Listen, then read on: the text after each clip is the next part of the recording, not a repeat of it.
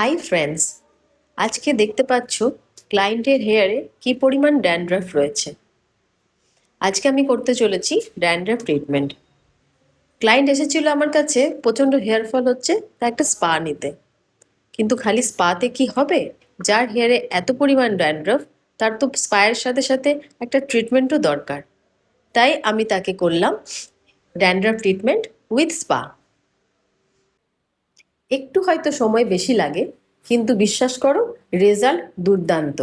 আর সাথে থাকছে একটা রিল্যাক্সিং ম্যাসাজ। যার হেয়ারে এত পরিমাণ ড্যান্ড্রফ, তার তো হেয়ার ফল হওয়াটা স্বাভাবিক। তাছাড়া বর্ষাকালে এমনিতেই আমাদের হেয়ার ফল একটু বেশি হয়। যার হেয়ারে ড্যান্ড্রফ যেরকম পরিমাণ আছে সেই অনুযায়ী এই ট্রিটমেন্টটা নিতে হয়। কার কটা সিটিং লাগবে সেই অনুযায়ী ঠিক করা হয়। শুধু ট্রিটমেন্ট নয়, তার সাথে হোম কেয়ারটাও খুব জরুরি। আর বাড়িতে কি কেয়ার করবে সেটা অবশ্য আমিই বলে দেবো। এবার তোমরাই বলো, রেজাল্ট কেমন দেখলে?